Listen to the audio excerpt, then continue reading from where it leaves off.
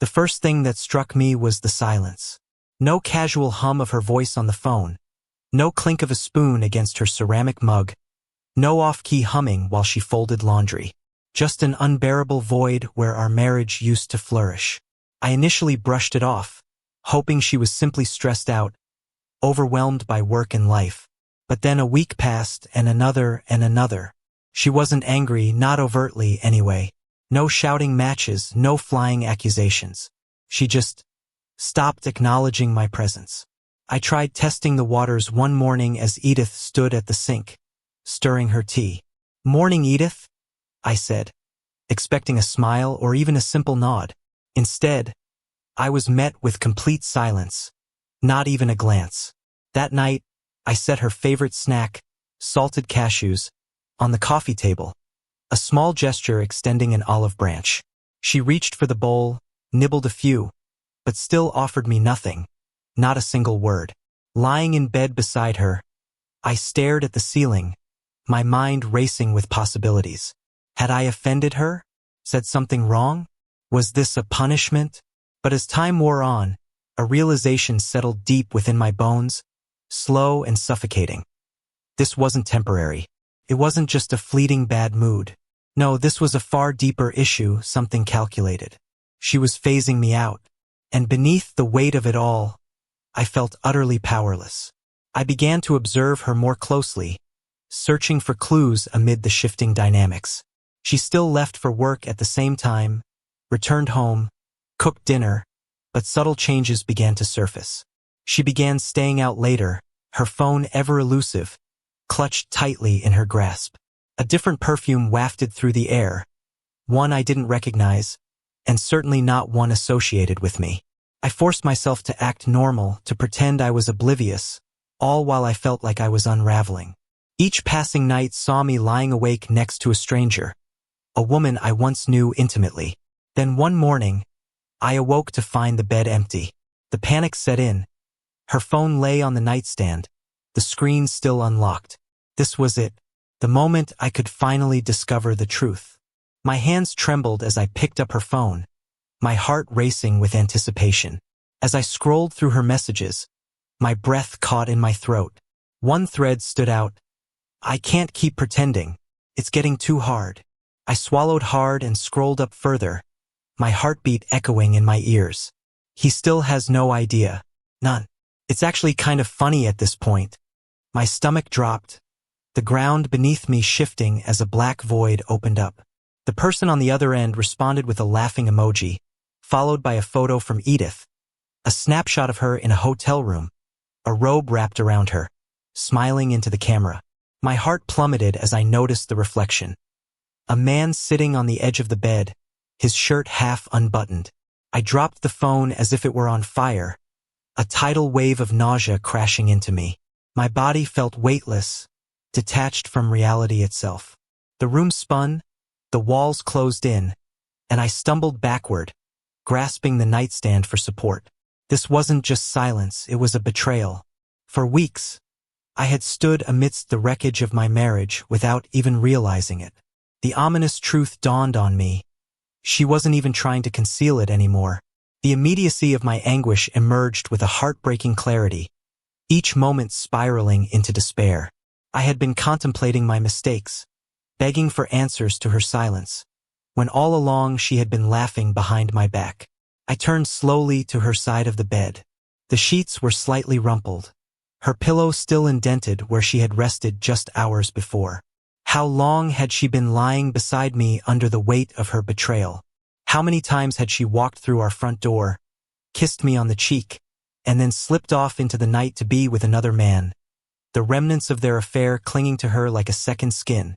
My thoughts spiraled out of control. I needed answers.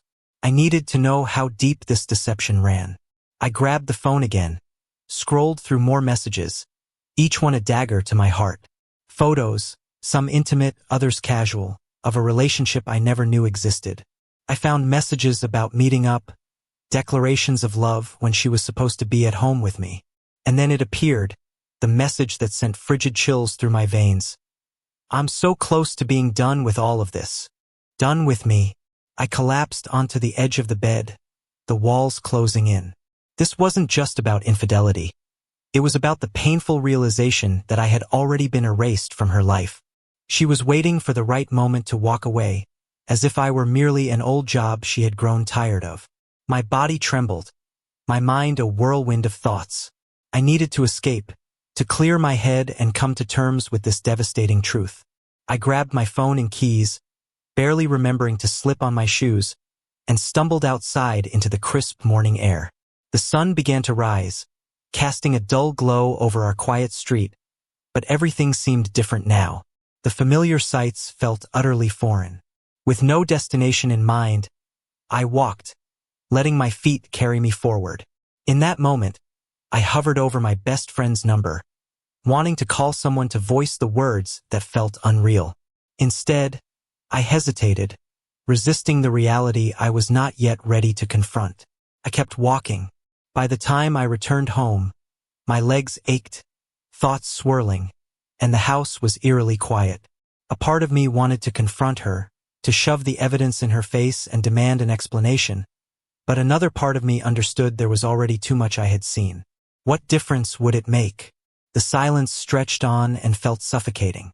I had spent too many weeks trying to fix something that had been broken long before my revelation. I pulled out my phone, thumb hovering over her messages. I could text her, demanding answers, but would she deny it? Would she care? Instead, I opened my contacts. Gordon was at the top. He had been my rock, the one who sensed that something was off long before I did. I hit the call button before doubt could fester. "Hey man, what's up?" He answered on the second ring, concern evident in his voice. "I need to talk to someone," I replied, words tumbling out in a rush. "Dude," he said, voice low, "you sound rough. You want to come over?" "Yeah." I grabbed my keys and headed for his place, 30 minutes away in an apartment that perpetually smelled of takeout and cheap beer. Gordon opened the door before I had a chance to knock, scanning my face and shaking his head. "Damn," he muttered, stepping aside. "That bad?" I walked past him to collapse onto his couch, rubbing my temples. "Worse," I sighed. "All right, spill." I took a deep breath, gathering the fragments of my heart. Then I finally let it pour out. Edith's cheating on me. The stunned silence that followed echoed for what felt like an eternity. Gordon just watched me. "How do you know?" I chuckled bitterly. "Her phone. She left it unlocked this morning." He winced. "Damn, that's brutal. Everything has been off for weeks, months." "Really?" I said. "I thought it was just a phase, but now I know." "What are you going to do?" he asked, concern etched into his face. That was the million-dollar question, wasn't it? What was I going to do? I'd wasted so much time trying to piece together what clearly was beyond repair. And now, I finished my beer, setting the bottle down with finality. "I think I'm done." The words slipped out before I could grasp the heaviness of their meaning. For the first time, I felt a flicker of liberation. I could breathe again. Gordon nodded slowly. "You sure?" "Yeah," I replied, leaning back against the couch. "I can't keep being the guy who waits around hoping she'll remember she loves me." "I was waiting for you to say that." His tone shifted. "What do you mean?" He hesitated, rubbing the back of his neck. "I didn't want to say anything before, but this thing with Edith, that didn't start recently." My stomach dropped at his veiled implication. "I mean," he continued, "the cheating part is certainly new, but the way she's been treating you, it's been going on for a while. You just didn't want to see it." I opened my mouth to defend myself, but the words fell flat as realization washed over me. Deep down, I knew it was true. The warmth she had once directed toward me had faded long before the silence stole her away. Guilt pressed my chest as I attempted to grasp my future. "So what do I do now?" "That's up to you," he shrugged. "But if I were you, I'd stop giving her the power to decide what happens next." His words echoed as I pulled into my driveway. The house loomed dark and empty. For a fleeting moment, I envisioned finding Edith here, offering a half-hearted apology, maybe even eager to talk everything over. But as I walked in, it became glaringly obvious she wasn't here. I scanned the room. Everything looked familiar until I noticed the absence. Small things were missing. Our anniversary photo, her favorite blanket, books from the shelf. I stepped into the bedroom, and my heart sank as I found her closet half empty. She was leaving. No warning, no goodbye.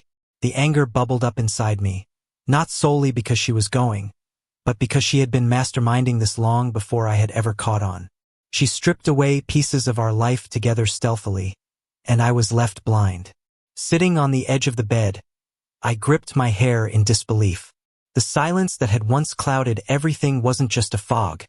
It was a deliberate exit strategy. She was erasing me from her life and had done so long before I had realized anything was amiss. Feeling a surge of hurt, I made a decision. If she wanted to leave, that was fine. But I wouldn't stand by as she rewrote our history. I snapped pictures to document what remained of our life. Her half-empty closet, the placeholders of a love that had vanished. She might have meticulously planned her exit, but so was I. Time passed as I stood there, letting the truth wash over me. I had spent countless hours trying to understand and rectify her silence, hoping it would lead us back to each other. But the reality hit hard. It never had anything to do with me. I charged my phone and took yet another look. The thought of sending her a text filled me with dread, knowing full well it would only fall on empty ears. Instead, I scrolled past her name, finally clicking on the contact of the person I had vowed to forget. Ronan. The call rang once, twice, and finally his voice broke through the haze of pain. Joel. I took a breath, my chest tightening, but I knew I had to talk. Hey, I need to talk. Where are you? He asked. Some diner off Highway 22, I replied. I'll be there in 20.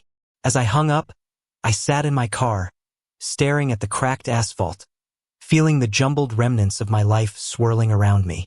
I hadn't spoken to Ronan in years, not since I let Edith dictate who I should keep close to me. But now, with everything crumbling, reaching out for the past felt like my only option. I clutched the coffee cup the waitress had given me as if it would ground me. I needed clarity, but all I could hear was Edith's cruel laughter replaying in my mind. Ronan arrived, sauntering into the diner with a confident stride, his familiar smirk instantly grounding me. He took a seat across from me, and the years melted away as he leaned in, cradling his coffee. What's going on? He pressed, watching me intently. I sighed, pouring out my story until the truth was laid bare. Edith's cheating on me.